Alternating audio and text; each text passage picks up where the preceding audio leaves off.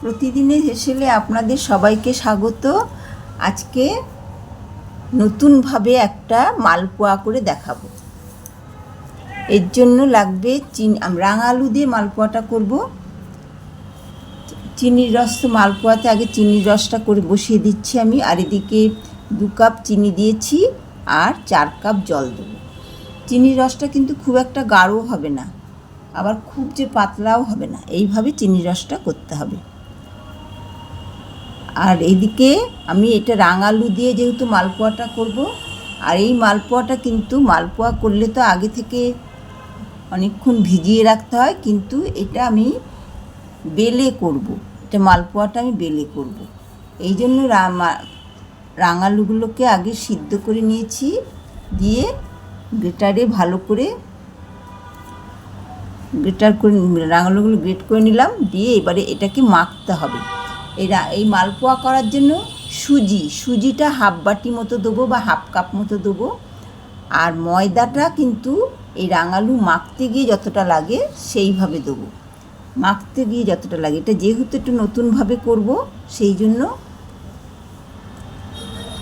ময়দাটা যতটা লাগবে মাখতে গিয়ে সেইভাবে দেবো।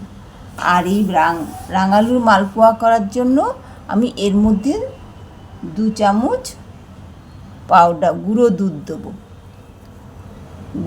দেবো। দিয়ে এইবারে এইভাবে মালপোয়াটাকে মেখে নেব, মেখে বেলে এই মালপোয়াটা করব। এই যে আমার এটা মাখা হয়ে গেল, এইভাবে মেখে করতে হবে। মাখার পরে কিছুক্ষণ একটু রাখবো, আমি রেখে দিয়েছি ঢাকা দিয়ে। এবারে লেচি কেটে এটা বেলে করবো, একটু নতুনত্বভাবে করব, সেই জন্য এটা বেলে করছি।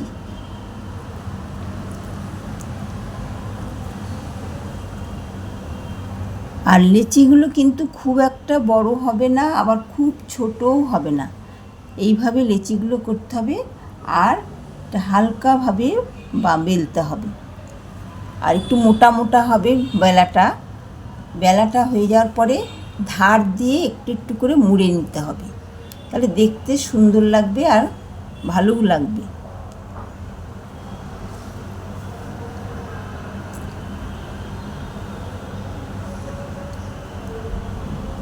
মালপোয়া তো আমরা জলে ভিজিয়ে রেখে অনেকক্ষণ তারপরে এটা করি, কিন্তু এটা আমি বেলে করছি, নতুনভাবে করছি।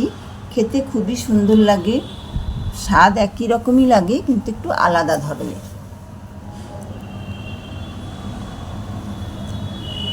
এইভাবে মালপোয়াগুলোকে আমাকে একটু মুড়তে টাইম লাগে, এইভাবে সবগুলো বেলতে হবে। 2 রকমভাবে বেলেছি, একটা গোলভাবে আর একটু মুড়ে, যেহেতু বেলে করছি সেই জন্য।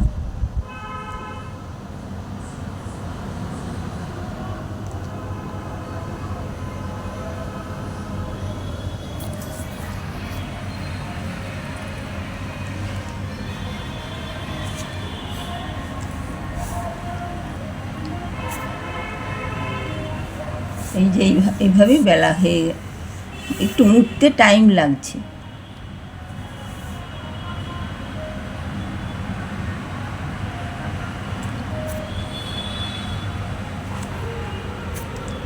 এইভাবে হাতে বেলে কিন্তু আর এক রকমভাবেও করছি আমি, সেটা মুড়ে। 2 রকমভাবে মুড়ে মালপোয়াটা করছি।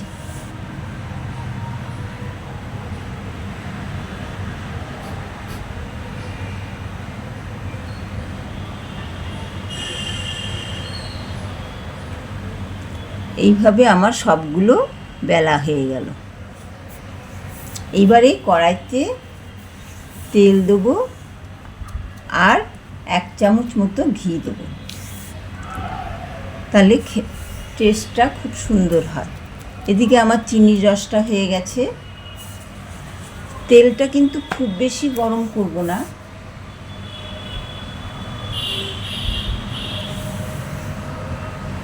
এইভাবে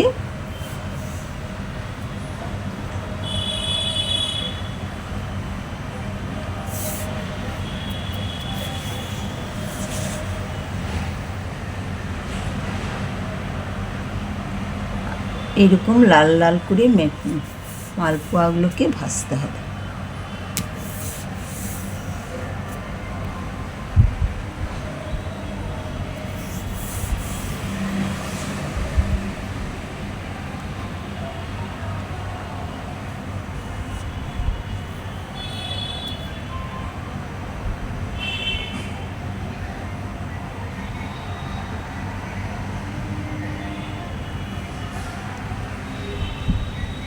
এইবারে এগুলো চিনির রসে আমার মালপোয়াগুলো ভাজা হয়ে গেছে, একটু লাল লাল করে ভাজতে হবে।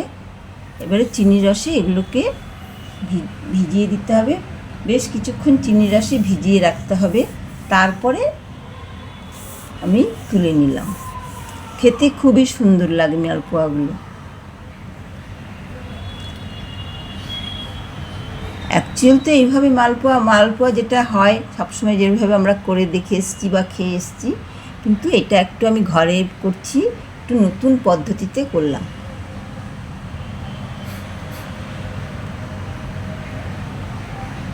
খুবই সুন্দর হয়েছে।